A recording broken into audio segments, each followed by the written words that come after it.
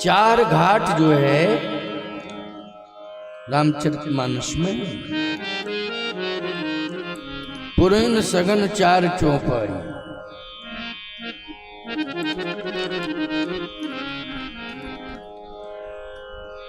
सोचो जरा,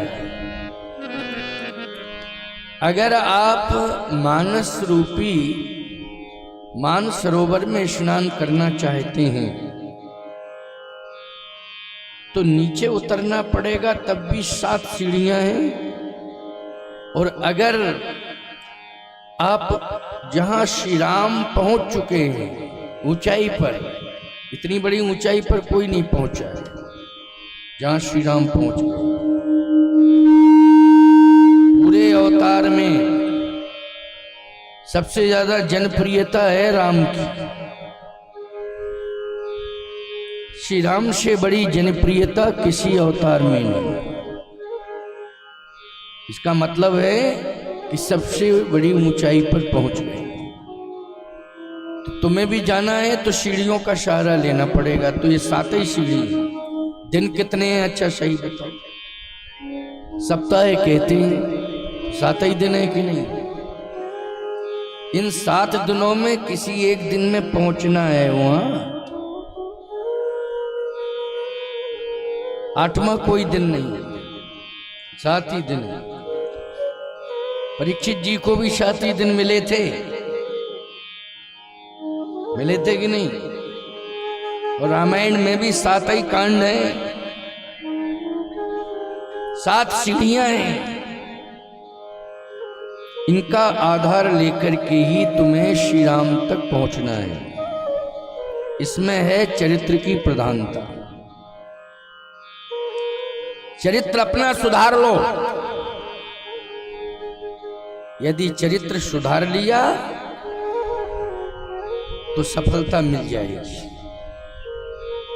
और चरित्र अगर तुमने बिगाड़ लिया तो चाहे जितने बड़े बड़े मकान बना लो, चाहे जितना बड़ा बैंक बैलेंस कर लो, चाहे जितनी लंबी से लंबी खेती तैयार करो, कई एकड़ों में, कई 100 एकड़ों में कर लो, लेकिन चरित्र अगर बिगड़ गया है तो सब बेकार है। रावण से बड़ा कोई जमींदार नहीं है। कौन है रावण से बड़ा जमींदार? बताओ जरा। है रावण से बड़ा कोई धनवान भी नहीं है, बुद्धिमान भी। बुद्धि का तो कहना ही क्या, वेदों पर भाष्य करता है, लेकिन चरित्र नहीं है, इसलिए सब बेकार हो गए। उसके वेद पुराण शास्त्र सब जो है भाष्य किए हुए रखे रहे, लेकिन अंत में उसको मरना पड़ा। लोग कहते हैं कि भगवान के धाम चला गया। वो गया कि नहीं गया वो एक अलग बात है, लेकिन हर साल मरता है दशहरा को, लौट के आ जाता है कि नहीं आ जाता है। केवल राक्षसों में रावण एक कंस भी नहीं। कंस को का पुतला कौन जलाता है हर साल? बताइए, जलाता हो? बताओ। कंस भी बड़ा अनाचारी अत्याचारी था, ऐसी बात नहीं। रामचरितमानस में, वाल्मीकि रामायण में रावण का अनाचार अत्याचार, श्रीमद् भागवत में कंस का अनाचार अत्याचार। लेकिन कंस हर वर्ष नहीं मारा जाता है, न कोई पुतला फूंकता है।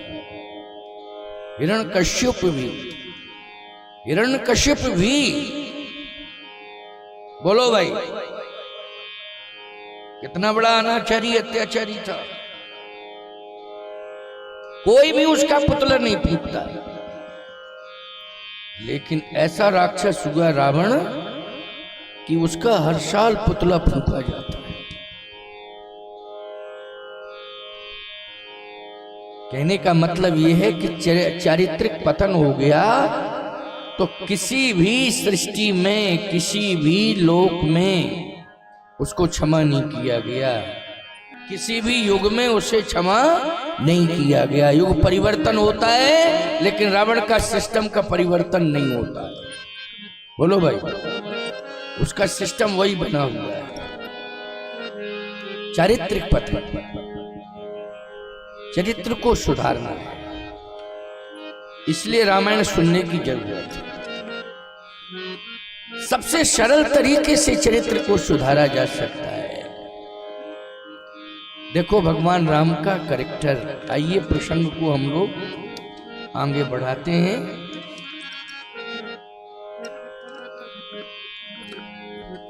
राजा जनक रो रहे,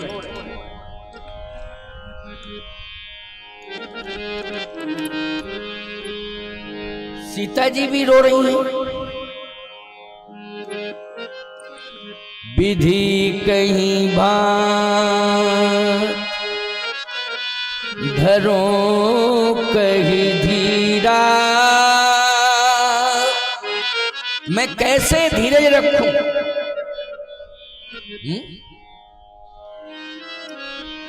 क्यों?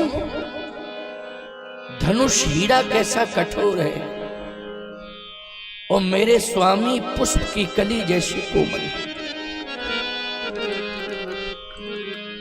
सिरस सुमन का वेदीय हीरा है, विधि कई बात धरो उर्धीरा। क्या सुमन की पंखुड़ी से, फूल की पंखुड़ी से हीरे में छेद किया जा सकता है? नहीं किया जा सकता है। हीरे में छेद करने के लिए जौहरियों से पूछो, एक विशेष औजार है उनके पास, तो है कि नहीं? उसी का जब तक वो प्रयोग नहीं करते हैं सफल नहीं होते हैं। सीता जी कह रही कैसे धीरज रखें? बड़ी अच्छी बात है, ये सुनते जाओ। हैं? महारानी सुने ना क्या कह रही है। को न बुझाए कहीं नृप पाई, ये बालक असहट भलना।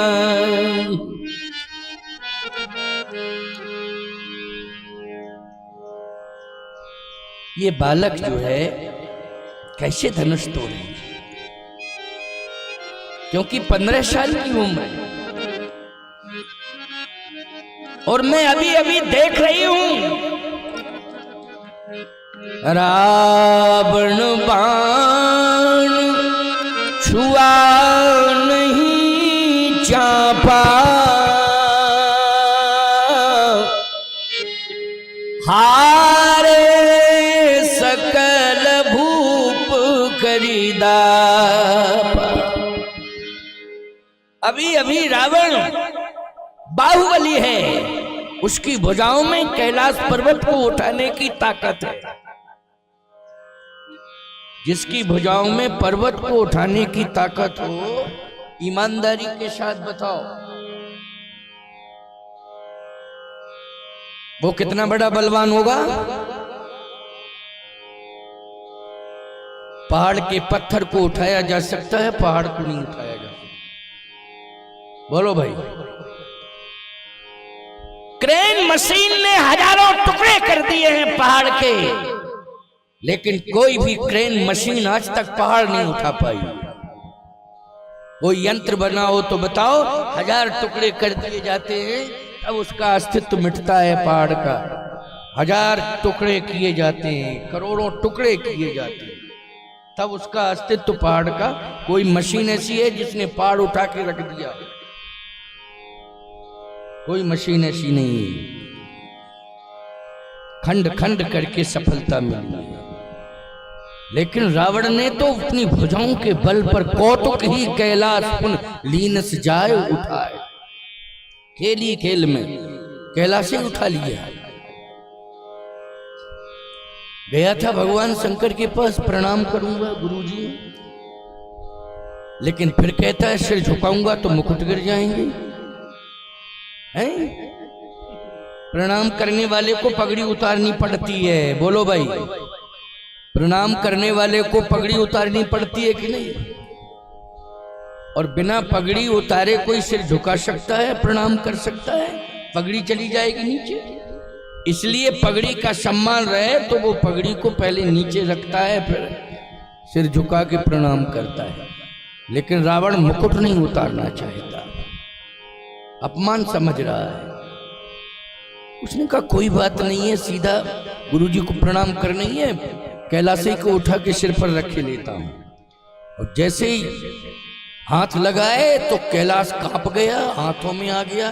पार्वती जी बोली क्या है, भूकंप आ गया क्या? शंकर जी बोले चेला आ गया, भूकंप नहीं आया। ऐसा खतरनाक चेला, हाँ कैसा बनाया चेला, पूरे मकान का फाउंडेशन उखाड़ दिया उसने। ऐसा चेला क्यों बनाया? शंकर जी बोले क्या बताएं, यही तो जीवन में गलती हुई, यही जीवन में गलती हुई है। ये गलती को मैं एहसास कर रहा हूं, चेला नहीं बनाना चाहिए था, ऐसी गलती कभी नहीं करनी चाहिए, लेकिन हो गई गलती।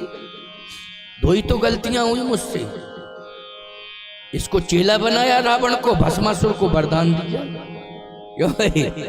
भस्मासुर को वरदान दिया और इसको चेला बनाया, यही गलती हुई है। ये दो गलतियां बड़ी खतरनाक हुई हैं पार्वती मुझसे। और बता दूं तीसरी गलती, सती के साथ शादी, ये भी एक गलती हुई है। क्यों भाई?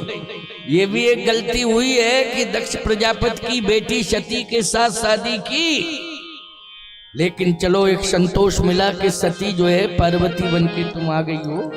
अब परिवर्तन देख करके कम से कम एक गलती का सुधार हो गया, और दूसरी गलती का भी सुधार हुआ, लेकिन मेरे द्वारा नहीं हुआ, भगवान ही के द्वारा हुआ। क्यों? विष्णुमुनि का वेश बना करके भस्मासुर के सामने आ गए भगवान, के नहीं आ गए? आ गए कि नहीं आए? अच्छा सही बताओ। एक बात आपको और बतावें, ये जितने नशेड़ी और अभिमानी होते हैं ये बेवकूफ बहुत बड़े बेवकूफ होते हैं, मैं आपको बता रहा हूं। हाँ, और बेवकूफी में यही मर जाते हैं। अच्छा बोलो, शराब पी के सड़क पे सो जाओगे तो मरोगे कि नहीं मरोगे? बेवकूफी है। शराब पी के सड़क पे सोओगे तो ये क्या है? ये बेवकूफी है। ऐसे ही तो एक्सीडेंट होता है, शराबी कितने मर गए, बहुत मर गए। अरे मैं तो कहता हूं जानवर सड़क के बीच में बैठे हैं, रात्रि में कितने ट्रकों ने कुचल डाले, उनको कुचल डाले, सड़क के बीच के कारण कुचले। लेकिन वो पशु हैं, उनमें विवेक नहीं है उतना कि हमें यहाँ बैठना चाहिए या नहीं बैठना चाहिए। लेकिन मनुष्य बेवकूफ कब बनता है? जब पशुओं का आचरण करता है। ये पशुओं का ही आचरण है, पशु से बदतर है। मैं एक बात कह रहा हूं, सुनो, बुरा लग जाए तो खूब लग जाए। हमको क्या लोकसभा का चुनाव लड़ना है जो तुमसे वोट मांगने? साफ साफ बोलूंगा, पशुओं से बदतर है मनुष्य। कौन? जो शराबी है। सबसे बड़ा मूर्ख कौन माना जाता पशुओं में? गधा। क्यों भाई? जब कोई गलती करता है तो लोग कहते गधा है, काम गलत करते, क्या गधा है ये?